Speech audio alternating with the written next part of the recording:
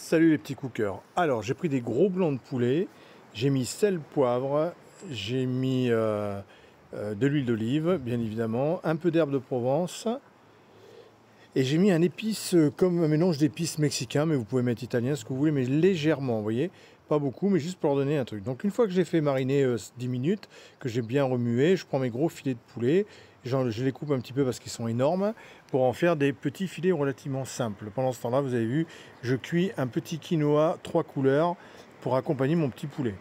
Donc une poêle bien chaude et je vais faire revenir chaque morceau de poulet de chaque face, 2-3 minutes de chaque face pour qu'il soit bien doré et qu'il soit joli. Ensuite, je les mettrai dans un plat pour aller au four et je vais les cuire une bonne demi-heure à 100 degrés. Vous voyez, pas trop, le four pas trop élevé. Hein. Ça sert à rien d'attaquer la viande à les cuire très très fort. On les cuit à basse température après. Ils cuisent tout aussi bien le blanc de poulet et ils restent bien moelleux. On prend des bons blancs de poulet. Donc là, je débarrasse dans mon plat à four. Hein. Et ensuite, je prends mes petites gousses d'ail. Donc là, on va faire avec une crème d'ail, hein, le poulet aujourd'hui. C'est juste des blancs de poulet à la crème d'ail. On va prendre des ails et on va les couper. Donc là, c'est pour 16 portions. Donc vous divisez en deux, par exemple, pour 8.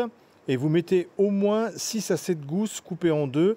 Voilà. Et à la fin lorsque vous allez faire revenir vos blancs de poulet, avant de les débarrasser, vous mettez l'ail une petite minute à revenir dans la poêle. Et ensuite, vous les débarrassez. Mais avant de les débarrasser, vous déglacez avec un bon gros verre de vin blanc, d'accord? Et de suite, 30 secondes après, vous versez avec le vin blanc, ça va donner du goût à votre poulet, ça va éviter qu'il se dessèche.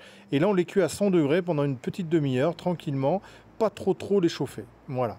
Donc après, vous prenez vos gousses d'ail, on reprend des gousses d'ail hein, qu'on va couper en deux pareils, en petits morceaux. Hein, donc là, il n'y a pas de germe à l'intérieur, hein, j'avais regardé. Et on va prendre 2 oignons. Donc vous, si c'est pour 8, vous prenez, on va dire, 7-8 bonnes gousses d'ail, des grosses, que vous coupez, vous émincez comme on vient de voir juste avant. Et vous prenez un oignon. Voilà, pour 8, ça suffira largement. Et vous allez faire revenir tout ça. Voilà, très simple hein, comme recette, avec un petit quinoa, une tomate provençale, j'ai servi ça. Et c'est parfait, vous voyez. Donc là, dans la poêle, on va faire revenir, dans la casserole, pardon, on va faire revenir beaucoup notre ail et notre oignon. Donc là, n'hésitez pas à en mettre, hein, même si c'est un petit peu machin. Et à côté, je vais mixer de l'ail très longtemps avec un peu d'huile pour faire une purée d'ail que je vais rajouter à ma sauce encore. Il faut vraiment que c'est le goût d'ail. Donc j'ai de l'ail pur et après j'ai une soupe d'ail que je mets dedans. Voilà. Donc là, je déglace encore avec du vin blanc. Voilà, je donne encore du goût à ma sauce. Et ensuite, voilà, je mets 2 cuillères, donc vous mettrez une cuillère à soupe de ma purée d'ail qui va relever le goût encore de la sauce. Ensuite, je mets 300 g de bouillon de volaille et je mets pas mal de crème, soit, on va dire, une bonne brique de 25 centilitres de crème dedans. Voilà. Et là, je vais laisser bouillir 5 minutes. Je mets du paprika fumé parce que l'ail et le paprika fumé se marient très bien et on va pouvoir laisser machin. Alors comme c'est une crème d'ail, si elle n'est pas assez épaisse, on va faire une petite liaison avec la maïzena lorsqu'on aura mixé le tout. Donc une fois que vous allez laisser bouillir 5 bonnes minutes, vous allez mixer avec un mixeur plongeant, un mixeur girafe comme on dit, et vous allez bien mixer. Et à côté avec de la maïzena, vous mettez la maïzena, un petit peu d'eau, et on va lier notre sauce pour qu'elle soit bien crémeuse et qu'elle nappe ces blancs de poulet nickel chrome.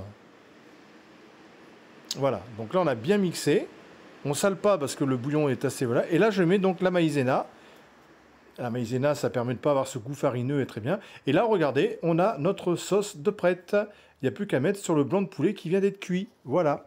Merci les petits cookers. N'oubliez pas de partager un maximum la vidéo. Voilà. Et une fois que la vidéo sera bien partagée, bien commentée aussi, n'hésitez pas. Et comme ça fait des vues. Voilà, vous. Merci beaucoup. À bientôt. Ça donne envie. Hein. Ciao.